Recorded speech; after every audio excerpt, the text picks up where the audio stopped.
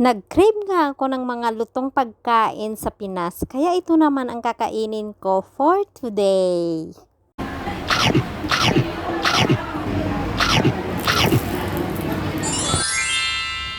Dahil Chungyong Festival dito sa Hong Kong, ibig sabihin, holiday na naman namin ngayon. Kaya naman, pupunta ako sa Central para bumili ng mga pagkaing Pinoy. Namimiss ko ng kumain, guys. Ipapakita ko rin sa inyo itong suot ko. Baka akala nyo, mga ukay-ukay lang yan. Tinignan ko nga sa labas, buti na lang huminto na yung ulan. Kaya let's go! Nandito na nga ako ngayon sa Central, kaya naman mag-ikot na tayo kung saan tayo makakabili. Tara, samahan niyo ako. Dito sa likod, mag-iikot tayo. Dito lang yan sa malapit dito sa Frankie. Ayan, meron silang suman, tig $7 isa. Tapos meron din silang kamoteng kahoy, tig $10 ang isa. Yan, kaya kumuha na ako ng tig isa. Meron din silang nilagang saging, kaya bumili na rin ako ng isa. Bumili na rin ako sa loob ng Worldwide ng 3 lumpiang Shanghai. Yan, gustong gusto ko to, guys. Sabay abot ko na rin kay ate yung bayad ko. $10 isa niyan, guys. Yan, sabi ko kay ate, ilagay na lang sa isang plastic. Konti lang tong binigay ni ate na suka, kaya sabi ko dun sa kasama niya kung pwedeng dagdagan niya. Buti naman pumayag siya. Heto na nga, palabas na ako para maghanap kung saan ako pwedeng kumain dito.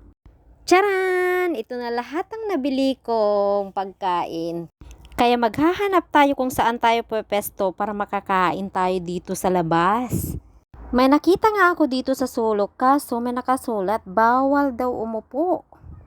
Inilapag ko na nga dito yung pagkain ko para dito na lang ako kumain.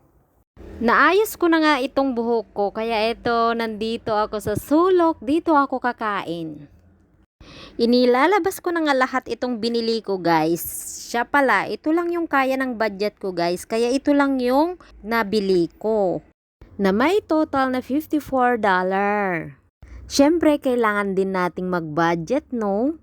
Lalo na 2 off ang nadagdag ngayong October. Dali-dali ko na nga kinain itong malagkit. Malagkit, saan ba to?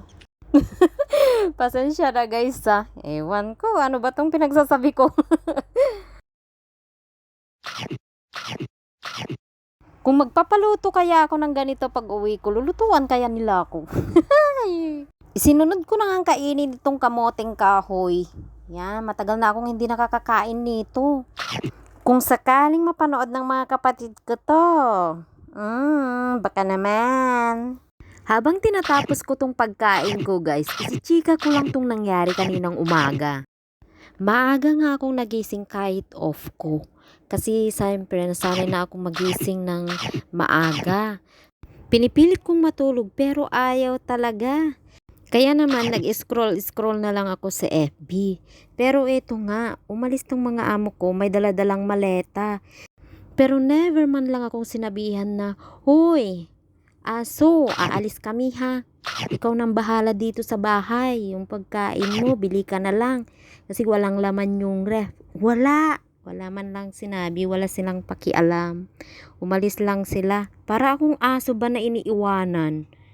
Sa lahat ng naging amo ko, sila lang yung ganito. No? Kayo din ba?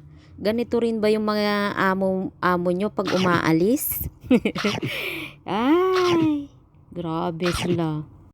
Patapos na nga akong kumain pero naalala ko, wala pala akong nabiling tubig. Naku naman. Makakalimutin na talaga ako. Dali-dali ko na ngang iniligpit yung mga pinagkainan ko dito, guys. Kasi nangangalay na rin yung mga paa ko. Kanina pa ako nakaupo dito, oh. Oh. Lah, hirap na ako makatayo dito.